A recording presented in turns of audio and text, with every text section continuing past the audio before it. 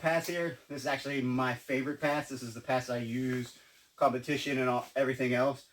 And I have a lot of different ways. Even if I'm doing like a standing pass, I like to try to get to my over-under pass. It's just the pass that I use. To me, there's two variations of the over-under pass. There's the old school While It Is Mile type pass, which is like tippy-toeing around, which is the style that I do. And then there's kind of the Bernardo Ferreira, where I'm going to start the pass and I'm going to walk the hips back and then high step. So we'll go over both of them just so you guys can see the different variations. And then some of the gripping patterns that I do that are a little different than some of the other ones that I see. So we're here.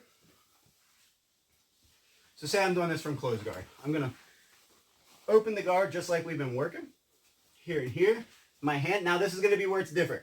When I open this up, look, instead of bringing this knee down and this knee in the middle, I'm going to back step a little bit and I'm going to curl this inside here just so I can create Scott's foot inside of my legs.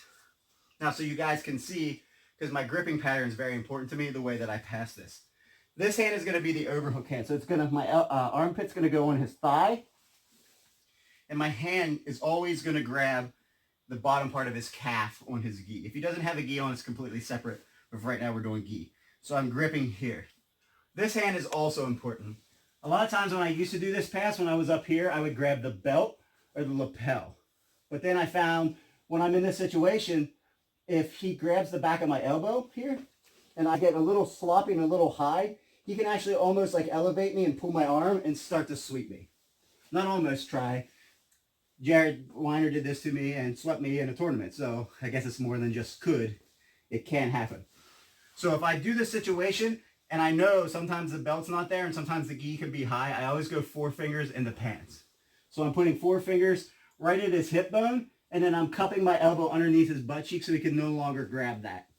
So my fingers are going to the inside here, right in here, right in the waistband, because this is always going to be there, hopefully. Hopefully it has pads on.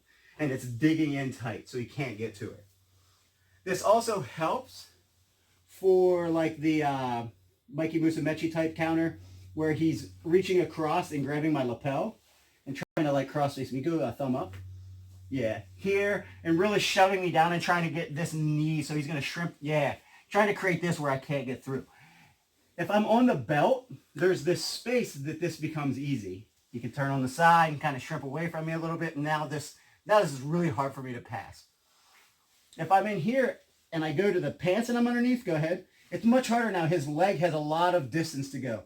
And this frame doesn't really stop me from going the way I want to, right? For him to really stop me, he needs to be pushing my head down the way that I'm trying to pass, right? My feet can't walk the same way that my head is, or I'm just going to fold like an accordion. So I'm establishing this grip and this grip here and here.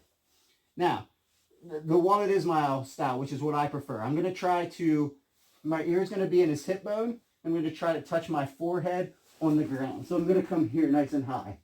And look, as I go, my hips are going to drop. And I'm going to tippy-toe around. As I start to tippy-toe, I can feel Scott's knee get to my belly button. Now this hand's going to make a push in this direction as my other hand comes out. And it's going to sweep through here. We're going to do a different angle. This hand comes out between the legs and it goes right down to his hip, right here. And then I'm going to continue to walk up with my hands in this type of motion where I can clamp down on his hips.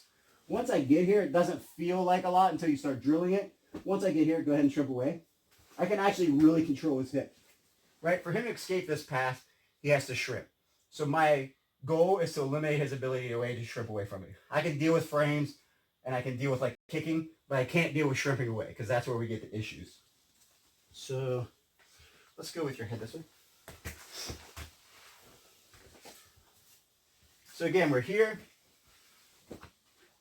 Everything's the same. We step up, we top down, but now I'm going to step back and I'm going to put this in here. Immediately I'm going to swim, and then here's that grip. Right here and right here. We're going to scoot your head this way a little bit. Yep. So we're here. Now look, when I start to walk, I'm going to lift up so you guys can see. As I get to here, this hand pushes the leg this way, and this hand swims inside and comes here. Now even if he's framing on my head, it doesn't matter anymore. This is not pushing me the proper way. Go ahead and push. I'm going to finish this pass because I'm just going to walk up. As I walk my hands, feet up, my head will just shave that grip off. So let's just show one or two things that he can do. Oh, let's do the Bernardo Ferrera first. So we're here, the difference in the Ferrera. So I'm here, I do all this, I pop, I step, I come underneath. Now, and this helps sometimes. Maybe the guy's super strong and he's really framing on me as I go around. So what I'll do is once I get his hips this way, and he's keeping this hook, I'll bring it inside my leg. Hold on one second, my belt's in the way. So this hook's giving me issues. I can't high step over it. So this is where the Bernardo Ferrera does come in handy. I'm going to walk my feet back to push Scott's knee up in the air. Now it's much easier for me to kick over. Again, my leg comes out, my arm comes out, and I hug the hip. The other thing I can do in that situation when the guy's leg is creating this issue, where I can't high step and maybe I'm still doing the wallet, look, I'm going to push his knee with this hand to the center of my belly button, and I'm going to come down here and I'm going to start to create a knee bar on Scott. Sometimes I can finish, but a lot of times he's going to turn his knee because he doesn't like that. As soon as he does, it allows me to finish my pass. And then one more thing, if you watch Travis Stevens in the Olympics, he uses this. I get here. Another counter that can happen is you're going to frame on my head with this hand and try to kind of go away from me a little bit like you're trying to turtle. So look, when this happens, so he starts framing on my head. Remember what we said. This is incorrect. This really isn't going to save him. He wants to try to push my head this way. So if I get a nice tight position here and I start walking, to start trying to turtle away. As he starts to turtle away, look, my hand comes underneath and goes 4 fingers in the collar. And now I'm just going to pull him back in as I finish the pass. So now I'm pinning at the shoulder and the underhook tight. And then I'm going to flatten it. So this is a nice option when he starts to frame. Here, I start to come around. I walk around. He starts to frame. 4 fingers in. Pull back. If the 4 fingers isn't working, I can't get to it, and he's framing, I can also shrug. So I'm just going to look away from the pressure, shrug my arm off, and a lot of times he'll give me the back exposure by just kind of shucking this elbow off and throwing it through. So that's my variation of the overrun.